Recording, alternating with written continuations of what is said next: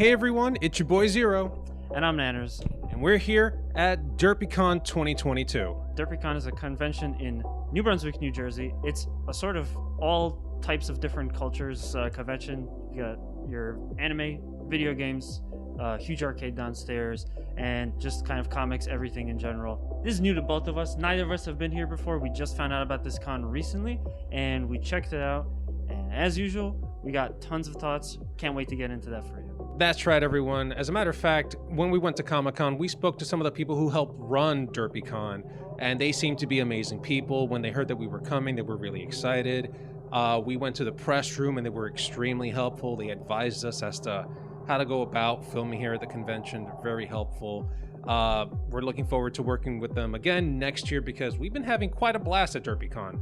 All right, now the first thing we want to talk about is the Vendors Alley and, of course, the Artist Alley. They're both combined into one area here at Derpycon. It's not the biggest convention on the planet. It's being held here at the Hyatt Regency Hotel in New Brunswick, New Jersey. It's small, but it's versatile. It has a lot of stuff in there, and we were looking for stuff to buy. It's kind of funny because usually I'm not the one that buys things, but this time I think I'm the only one that got stuff. If you saw our interview, which will be going up as well, I don't know before or after this, but we interviewed, that would be Jeff Brennan from famous cartoon dog show, Courage the Cowardly Dog. I did get a print and some stickers. I'm going to overlay that. Definitely going to hang up that on my wall. I was really stoked about that in general, but that's one thing that I got.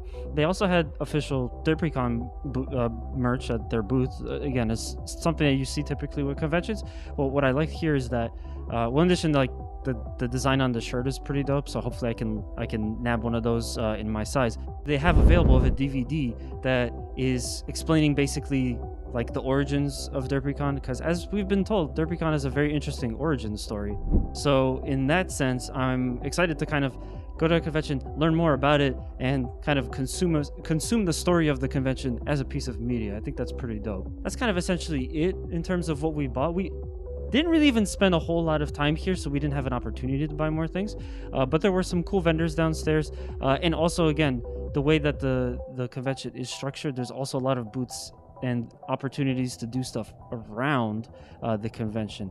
But we're going to take a quick pause from talking about the convention because it's Digimon time now. That's right. So earlier, around January or February, Premium Bandai of Japan basically said, hey guys, remember those awesome Digivices from the Digimon show that you guys like so much?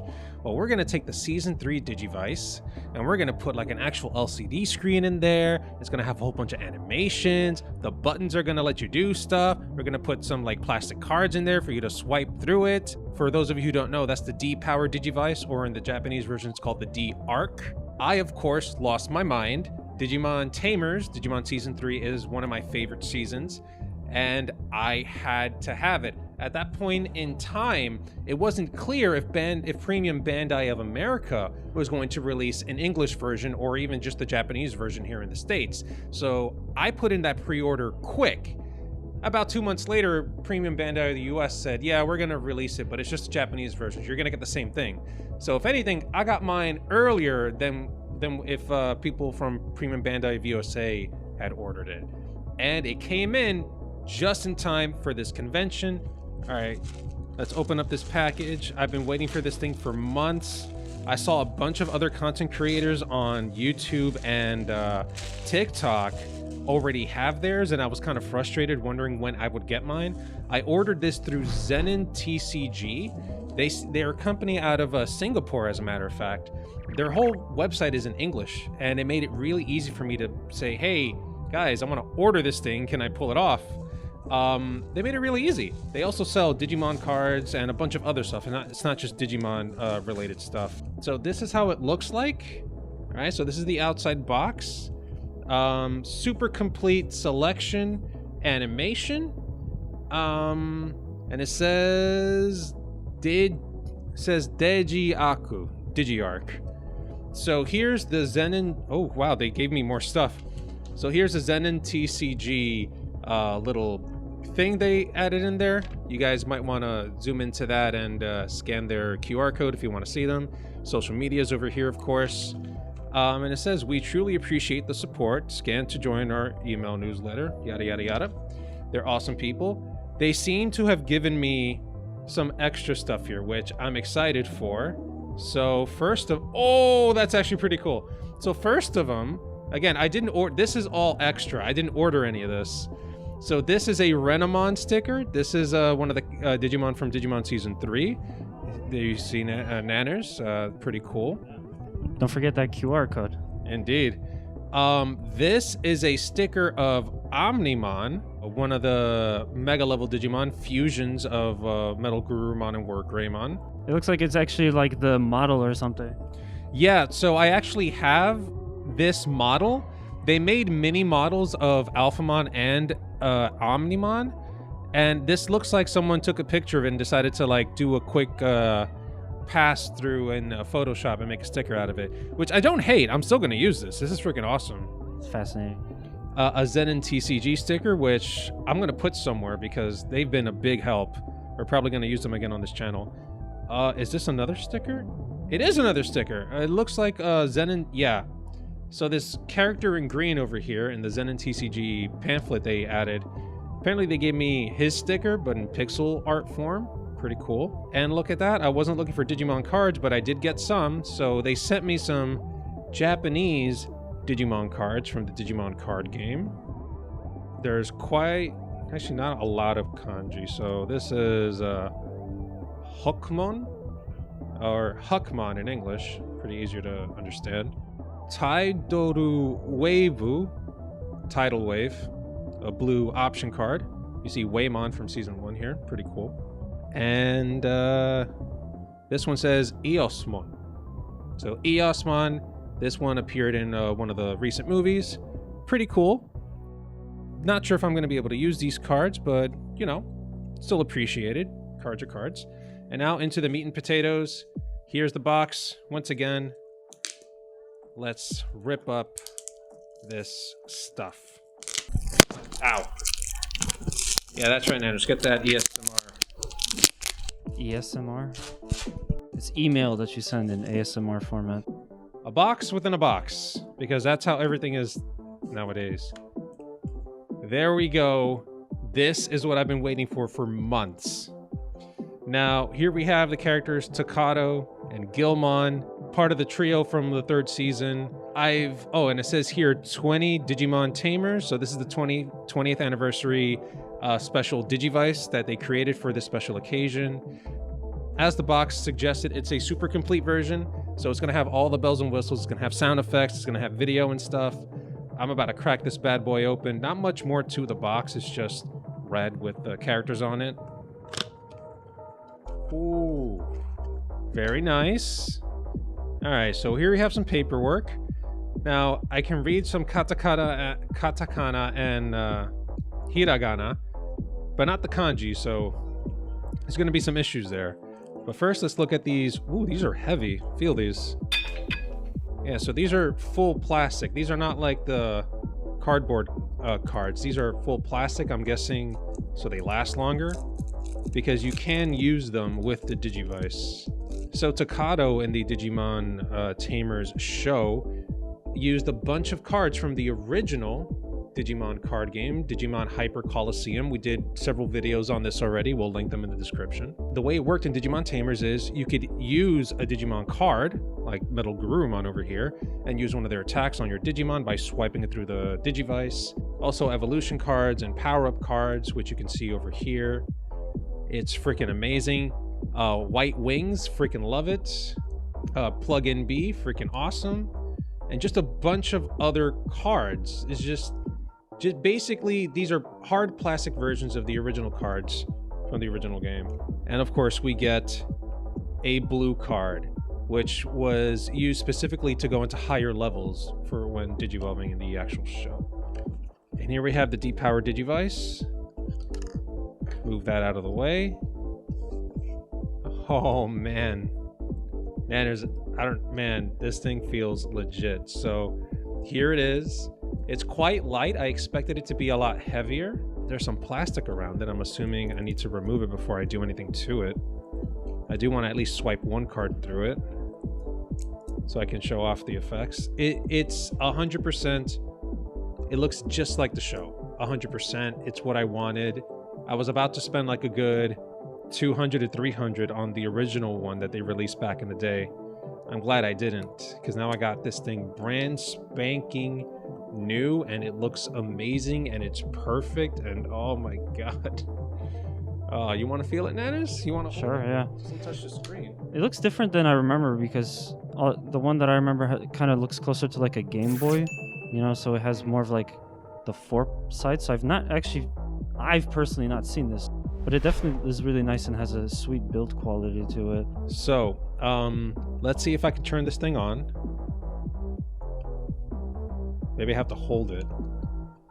Is it charged? Did it turn on? No. Oh, geez. 1 second. Ah. Oh, no. Yep. I need a screwdriver. Yeah, we don't really got one of those of that size, and we probably also don't have batteries. So batteries... It probably already came with batteries. I'm just assuming we need to get rid of like that little... the safety tape. Yeah, the safety tape in order to get this thing powered on. We're at a convention. We won't be able to do that. But I do want to indeed swipe the blue card just like Takato did back in the animes. But it's not going to do anything. It's not on. Crap. Damn it.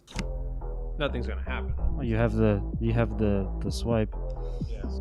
Back in the show, he held it over his head and did it like this. Digimodify.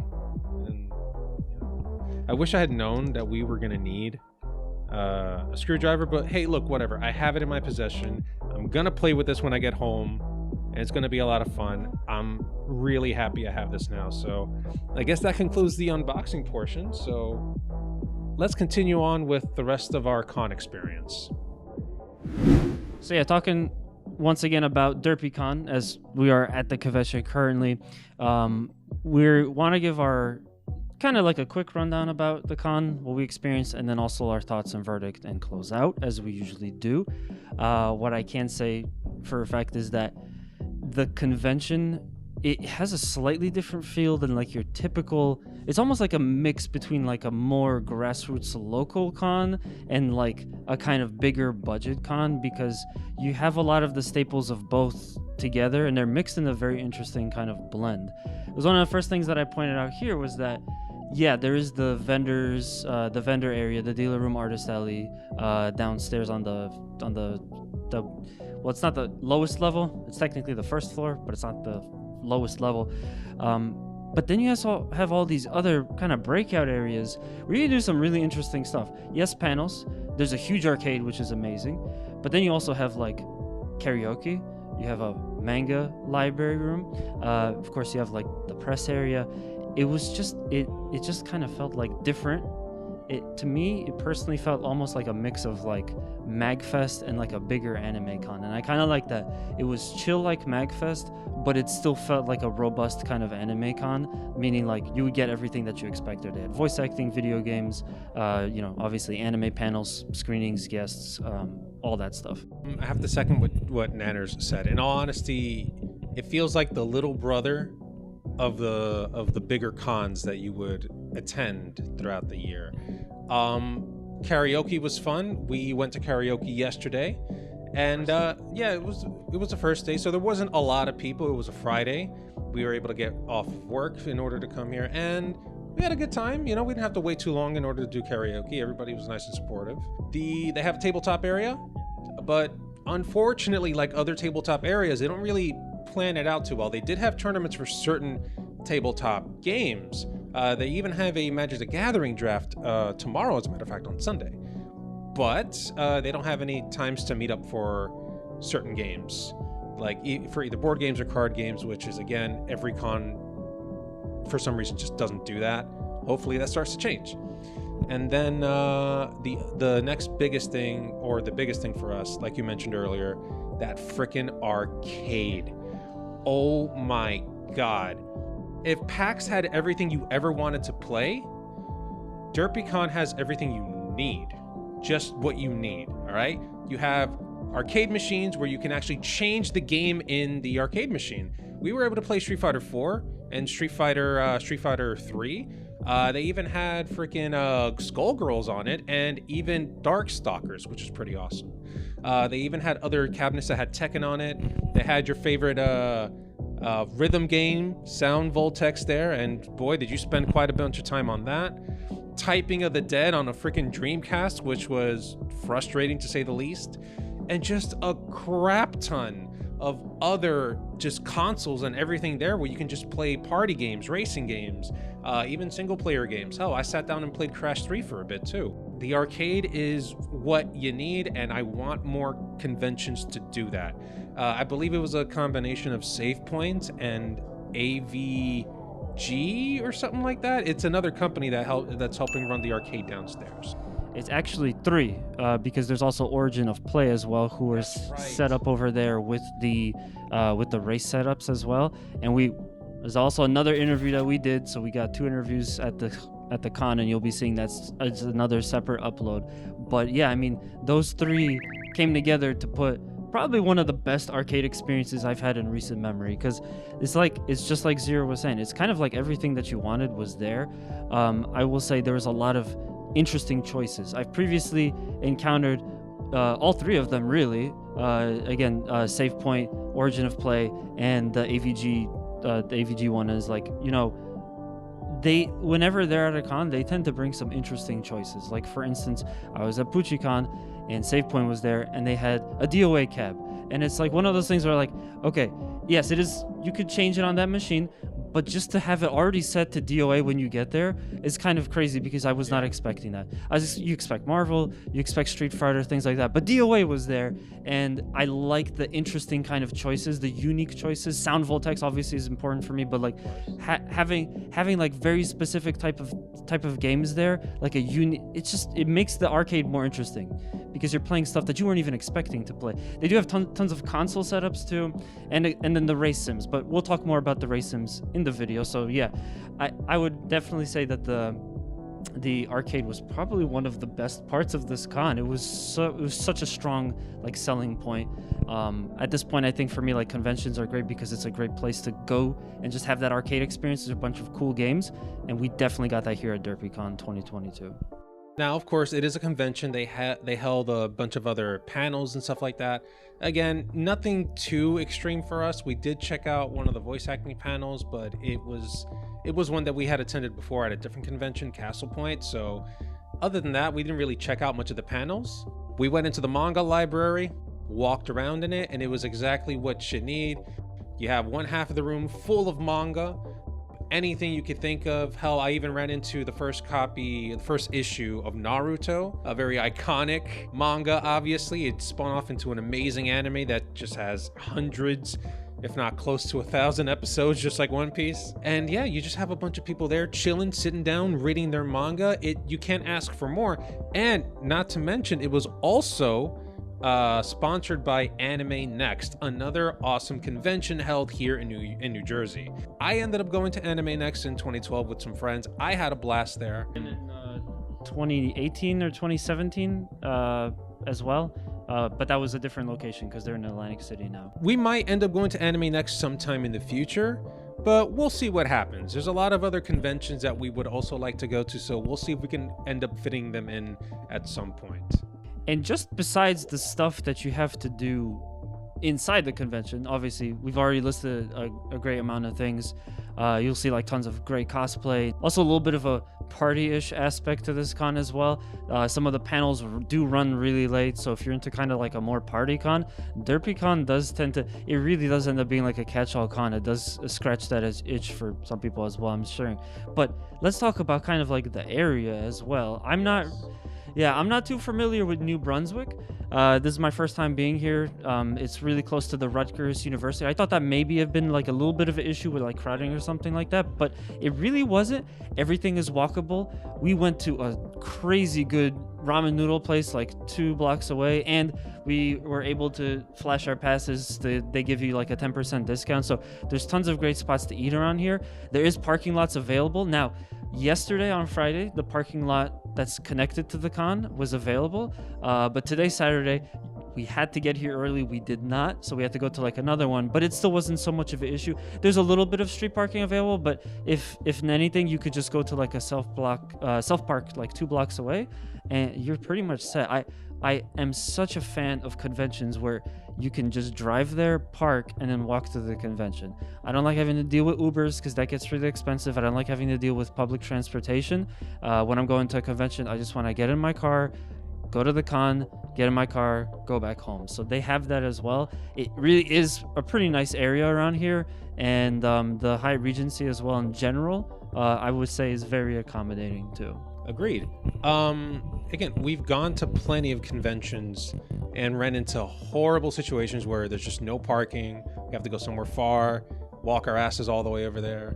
Heck, when we went to Anime Next in 2012, as a matter of fact, even though some of our friends went by car, there really wasn't much like good parking spaces at all. Like, we walked like a good 20 minutes from the hotel to the convention each day, and it kind of sucked. But again, you don't have to deal with that with Derpycon, so it's a lot of it's amazing. And even though it is a small convention, it does still feel spacious. It's not super crowded. They're also really good with the mask policy, especially in the arcade. You're not allowed to go in there without a mask, which is awesome. I appreciate that, especially since it's getting cold. I mean, Nanners already explained all the food stuff. I don't need to repeat that. That ramen yesterday was freaking banging. Had the tonkatsu ramen, and that freaking pork had some bomb-ass flavors to it. I freaking enjoyed it. We only had one full Friday and basically half of a Saturday for this year, as again another con that's kind of central to, like, not too far from New York, relatively close in anywhere in Jersey. It's this con is really good, so I would just say, like, why don't we just get to our verdict? We didn't make a video about it, but we went to Colossal Con East again this year, and I have to say, it was pretty disappointing in my opinion. I didn't really have that much fun over there. Sure, it's a party con, I get it, but their arcade was abysmal, and they didn't really have a good, again, they had an issue with the tabletop area where, again, they didn't really have any plans or tournaments there. But Derpycon, I had such a great time here. Being able to freaking go to karaoke and actually sing for once, because I hadn't been able to do that in forever, was great. Their setup for the karaoke thing was also awesome. You don't have to go up anywhere and write down your name. You just scan a QR code with your phone, put in the name of the song, your name, and then you're good to go. That's it. No hassle, no fuss. It's easy to do. The location of this convention couldn't be better. Parking is available either at the hotel or literally across the street or a block away. You're good to go. Restaurants are amazing. You were even able... We got a 10% discount just by coming here, which, again, we like saving money. Why not? The dealer's room, I think, could be expanded a little bit more, if I'm being 100% honest. It is still a small convention, but I am hoping that in the future they're able to attract more vendors and we're able to find more things that we can actually be interested in buying. When it comes to guests, they have quite a few voice actors and actresses here, and artists. So... yeah, Jeff Brennan, we spoke to him. You'll probably see the interview in a separate video. He was amazing. We loved talking to him about all of his experience and where he got all his art, where he put it, how he created his comics, and how he worked on Courage the Cowardly Dog. It was a lot of fun. And then, of course, the crown, the cherry on top of the sundae, cherry on top of the cake, on the frosting, on all that good stuff you love on your sweet treats. The freaking arcade was the bomb. All right, most of our time here was spent at the arcade because it was just so much to do. We spoke to Sherman quite a bit earlier today. I can't stop gushing enough about the arcade. All right, and if there's a game you want to play, just go up to the people there and tell them, hey guys, at this cabinet, at this console, can we switch it to something else? You know, it's just a single player game. Can I get something else, like a racing game or whatever? They're willing to do it for you, no problems and no hassle. So if I had to sit here and give Derpycon a score, I think I would give Derpycon 4.5 parking spaces out of 5. You like that one, I know you did. Keep doing what you're doing, guys that are running Derpycon, because we're having a blast here and we can't wait to come back next year. Yeah, so I pretty much already gave my verdict regarding just the event. everything earlier was pretty much there. I think the staple was the big selling point for me was just the arcade area. I mean, it was so strong. It gave me that arcade experience that I'm looking for when I go to conventions, in addition to just kind of, I like how chill the atmosphere of Derpycon is, and it's so catch-all. Like there's so many different aspects to it. It kind of can appeal to like almost any type of nerd, because if you're interested in it, it's not limiting itself to any one particular thing, like just anime, just video games, just manga, just comics.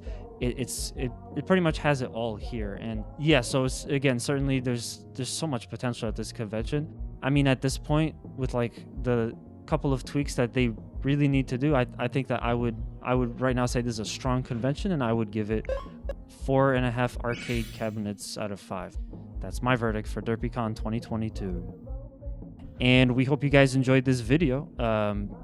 It was a lot of fun. We finally got to check out this convention. I mean, we really just found about it more or less this year, but just getting to get out here and enjoy the convention so much was a blast. So we hope you guys enjoy this video. That's right. If you did, make sure to slap the like button, mash that subscribe button, and let us know down in the comments below. What do you look for when you go to a convention? Do you go there for panels? Do you go there for artists? Do you go there to meet voice actors or actresses and stuff like that? Or are you like us? Do you look for the arcade? Please let us know in the comments below. We'd love to talk to you about that there. That's right. And until the next video, thank you so much for watching Toostupidgamerz. We'll see you next time. See you, everyone.